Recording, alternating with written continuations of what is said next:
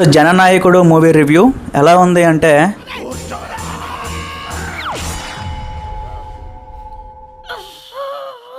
Cinema ఒక 70% 80% అదంతా రీమేకే, complete remake. Bhagavanth kesari అనే సినిమాని యాజ్ ఇట్ ఈస్ తీసుకొని చేశారు. ఆ సినిమాలో ఏదైతే ఇప్పుడు రీమేక్ చేశారో ఆ కళాఖండంలో 50% భజన ఉంది. ఏ లెవెల్ ఆఫ్ భజన అంటే ఇంకా అంతే, సూపర్ హీరో మన తలపతి విజయ్.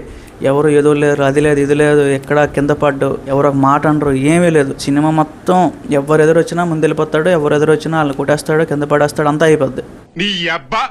నేను అందరికి పౌడర్ వేస్తుంటే నువ్వు నాకు ఆమద వేయరా యాజ్ ఇట్ ఈస్ అండి. అగైన్ ఆ టికెట్కి పెట్టే ఆ 150 200 అంటూ అది తీసుకొచ్చి అమెజాన్ ప్రైమ్ సబ్స్క్రిప్షన్ తీసుకోండి, చాలా బెటర్. భగవంత్ కేసరి ఇంకోసారి అగైన్ రీవాచ్ చేసేయండి. దాంతోపాటు ఇంకేమైనా టీవీ షోలు కానీ మూవీస్ కానీ చూడాలంటే చూసేయండి. నా ఒపీనియన్ అదే. ఎందుకంటే యాజ్ ఇట్ ఈజ్ ఉన్న స్టోరీని, యాజ్ ఇట్ ఈజ్ ఉన్న సీన్స్ని మళ్ళీ మళ్ళీ ఎందుకు అనేసార్లు థియేటర్కి వెళ్ళి చూడడం వేస్ట్ కదా. కొన్ని సీన్లు అయితే ఎంత గబ్బులైపోయారంటే చాలా వరస్ట్గా ఉంది. ఎందుకంటే ఓకే, భగవంత్ కేసరిలో కొన్ని అగైన్ సీన్లు ఏంటంటే, ఫర్ ఎగ్జాంపుల్ బాలకృష్ణ గారిది ఫ్లాష్ బ్యాక్ ఎపిసోడ్ ఉంటుంది. ఆయన పోలీస్ ఆఫీసర్గా ఉంటాడు. సో ఒక ఏరియాలో ఒక ఇన్సిడెంట్ జరుగుతుంది, వెళ్తాడు, సాల్వ్ చేస్తాడు, అదంతా సస్పెండ్ అవుతాడు, అంతా అవుతుంది. సో ఓకే, కొంచెం నమ్మేటట్టుగా, ఈవెన్ బాలయ్య గారికి అది సెట్ అవ్వకపోయినా ఆ లుక్ అంతా కూడా ఓకే నమ్మేటట్టుగా ఉంది. ఇక్కడేంద్రా నాయన, ఇదేదో స్పెషల్ ఏజెంట్ అంట, సీక్రెట్ ఏజెంట్ అంట, ఒక ఆర్మీ మొత్తం దిగిపోతుంది. ఆ విలన్కి ఎంత బిల్డప్ ఇస్తారంటే ఆ బాబీ డియోల్ గారిని ఎందుకు పెట్టేస్తున్నారో తెలియదు, ప్రతి ఫిలింలో పెడుతున్నారు. అంటే ఆయన ప్రతి సినిమా మీరు అబ్జర్వ్ చేయండి, డాకు మహారాజ్ కానీ, యానిమల్ కానీ, ఇంకేదో వచ్చింది, అన్నింట్లో కూడా మ్యాక్సిమమ్ ఆఫ్ సటిల్ యాక్టింగ్గా చేస్తాడు. అంటే యాక్టింగ్ చేస్తున్నాడా లేదా, సైలెన్స్గా ఉంటుంది క్యారెక్టర్. సో అలా కాదు కదా, విలన్ అనేవాడు కొంచెం వైలెంట్గా ఉండాలి, వైలెంట్గా బిహేవ్ చేయాలి.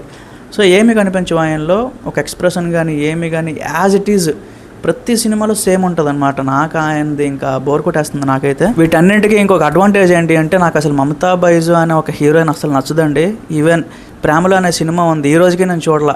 సో చాలామంది బాగుంటుంది అది ఏదని చెప్పారు, బట్ ఏమో నాకు తెలియదు, ఆ అమ్మాయి అసలు చూడడానికి స్క్రీన్ ప్రజెన్స్ అదంతా కూడా కొంచెం సెట్ కాదు నాకు అందుకో కానీ.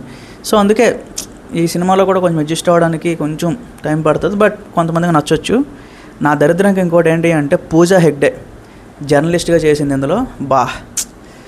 పూజా హెగ్డే గారు అగైన్ చెప్తున్నాను, మరీ అంత బ్యాడ్ ఏం కాదు కానీ, రాధేశం మన ఫిలిం దగ్గర నాకు ఎంత డిసప్పాయింట్ అనిపించిందంటే, అగైన్ ఒక సెక్ట్ ఆఫ్ ఆడియన్స్ని మొత్తాన్ని ప్రభాస్ గారు కష్టపడి తన స్టార్డంతో థియేటర్లోకి వచ్చి కూర్చోబెడితే ఆవిడ మెయిన్, సినిమా మొత్తానికి ఆవిడే మెయిన్. అలాంటిది ఆ సినిమాని లేపాల్సింది పోయి ఎక్కడో పాతాళంలోకి తోసింది తన యాక్టింగ్, తన అగైన్ అంతా అన్నింటితో కలిపి. ఆ ఏడ్చే సీన్ అయితే ఈ రోజుకి ఒక ట్రోలింగ్ మెటీరియలే. సో ఆ రకంగా మమతా బైజు ఇంప్రెస్ చేయలేదు, పూజా హెగ్డే కూడా ఇంప్రెస్ చేయలేదు. ఓకే పర్లేదు, అడ్జస్ట్ అయిపోదాం అనుకున్న ఈ ఓవర్ ఎలివేషను, ఈ భజన, ఇవన్నింటి మధ్యలో అస్సలు చూడాలనిపించలేదు సినిమా అయితే నాకు. భగవంత్ కేసరి అనేది ఏంటంటే కంప్లీట్గా ఒక కాన్సెప్ట్ ఓరియంటెడ్గా వెళ్తుంది. కమర్షియల్ ఉంటుంది కాదనట్లేదు, బట్ స్టిల్ ఒక కాన్సెప్ట్ ఓరియంటెడ్. ఓకే, స్టార్టింగ్లో ఏదైతే లైన్ మొదలవుతుందో ఎండింగ్ వరకు కూడా అదే లైన్ అలా కంటిన్యూ అవుతూ వెళ్తుంది. ఇక్కడ ఏం చేశారు అంటే, మనకి ఇక్కడ మన తెలుగు రాష్ట్రాల్లో బాగా వర్కౌట్ అయిన సీన్ ఏంటంటే సెక్స్ ఎడ్యుకేషన్ సీన్. అది కొంచెం బాగా తీశారు. మిగిలిందంతా కూడా ఇంకా వాళ్ళకి నచ్చింది ఇంకా రాసేసుకున్నారనమాట. సో విజయ్ దళపతి గారు పాలిటిక్స్లోకి వస్తే అగైన్ రాకముందు ఆయన ఏంటి, సో రాజకీయ నాయకులకు ఎలా వార్నింగ్ ఇస్తారు, లేకపోతే జనాలు ఏంటి, సో జనాలందరూ ఈయన కోసం ఎంత ప్రేమిస్తున్నారు, ఇవన్నీ కూడా భజన చేసి అలాంటి సీన్లు చూపించారు సినిమా అంతా కూడా. సో నాకు ఇప్పుడు అర్థమైంది, ఎందుకంటే ఇలాంటి సినిమాలను ఎవరో సెన్సార్ బోర్డు వాళ్ళు అయితే అస్సలు యాక్సెప్ట్ చేయరండి. ఎందుకంటే మెయిన్ ఇలాంటి పాలిటిక్స్కి ముందు, ఏదైనా ఒక ఎలక్షన్స్కి ముందు ఇలాంటి సినిమా రిలీజ్ చేస్తే ఖచ్చితంగా జనాలు ఇన్ఫ్లుయెన్స్ అయిపోతారు. ఇప్పుడు ఏదో సినిమా రిలీజ్ అయిపోయింది కాబట్టి ఇప్పుడు అంతగా పట్టించుకోవట్లేదు, కానీ ఇప్పుడు ఎలక్షన్ క్యాంపెయిన్ జరుగుతున్నప్పుడు ఆ లీడర్ ఎవరైతే ఉంటారో ఒక బస్ ఎక్కి ఒక స్టేజ్ ఎక్కి ఏదైతే మాట్లాడతారో జనాలందరూ క్లాప్స్ కొడతారు కదా. సో సేమ్ అలాంటి సిచ్యువేషన్ ఈ సినిమా. అంతే, పెద్దగా ఏమీ సినిమాలాగా తీయలేదు ఎక్కడ కూడా. సాంగ్స్ కానీ, ఆ బీజిఎం కానీ, డైలాగ్స్ అయితే ఉద్దేశించి రాసినట్టు అనిపించింది. మెయిన్ తమిళ్లో ఇంకొక అపోజిషన్ ఉంటారు, ఉదయనిధి స్టాలిన్ అని చెప్పి, ఆయన్ని ఉద్దేశించే ప్రతి డైలాగ్ రాసినట్టు అయితే అనిపించింది నాకు.